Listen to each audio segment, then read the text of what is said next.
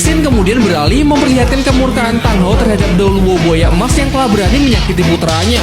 Namun dengan nada angkuh, Doluo buaya emas nampak tidak gentar sedikit pun. Ia justru menyebut bahwa sekte Hao Tian hanyalah perkumpulan pengecut, sehingga kedatangannya ke medan perang kali ini tetap tidak akan bisa mengubah apapun.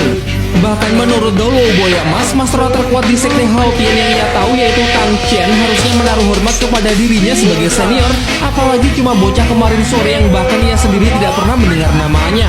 Tang Hao kemudian menjawabnya dengan menjelaskan bahwa tekad dan kemampuan tidaklah memandang usia. Meskipun mempunyai umur panjang, tanpa adanya tekad hanya akan hidup dalam kehampaan. Tang Hao pun menambahkan bahwa orang yang tidak memahami hal itu tentu tidak akan pernah bisa disandingkan dengan level kakeknya, bahkan hanya menyebut namanya saja tidaklah pantas. Tanpa banyak bicara lagi, Doluo buaya emas ini segera memulai pertarungannya untuk membuktikan kekuatan Tang Hao di balik kesombongannya yang sangat besar. Merupakan kesempatan yang sangat bagus untuk mengamuk, mengingat sudah lebih dari 50 tahun ia tidak meninggalkan balai pemuja kekaisaran roh pelindung, sehingga ia ingin melihat seberapa hebat para junior sekarang di benua Doluo. Hah, tentu saja Tang Hao cuma tertawa mendengar buaya tua di hadapannya yang sedang membual. Ia tidak sabar ingin menunjukkan betapa mengerikannya kekuatan dari Palu Hao Tian yang akan mampu membuat lawannya menjadi buaya geprek.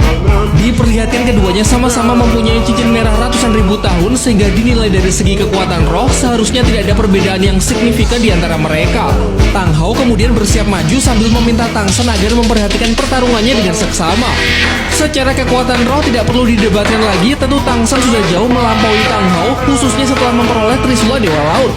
Namun perlu diingat bahwa seorang Mas Roh yang hebat bukan cuma soal seberapa besar kekuatan roh yang dimiliki ataupun seberapa kuat senjata yang digunakan, melainkan pengalaman bertarung dan kemampuan dalam memaksimalkan potensi yang dimiliki juga berperan besar ketika sedang menghadapi sebuah pertempuran. Jelas Tang Hao masih berada di atas Tang San jika dilihat dari kedua hal tersebut.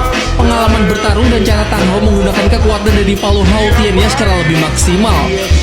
Berniat ingin menunjukkan kekuatan sesungguhnya dari Palu Hao Tian, Tang Hao merilis sebuah teknik rahasia yang ia temukan sendiri, yaitu teknik ledakan cincin roh.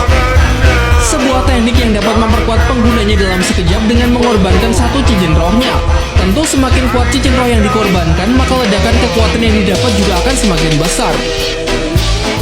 Nampaknya Doluo buaya emas mulai mengakui kehebatan Tang Hao. Setelah merasakan ancaman dari aura yang begitu kuat, ia segera melancarkan serangan terlebih dahulu untuk menghentikan musuh di hadapannya. Serangan dari kibasan ekor buaya emas diarahkan tepat ke arah Tang Hao, namun hanya dengan sekali pukul dapat membuat ekornya mati rasa.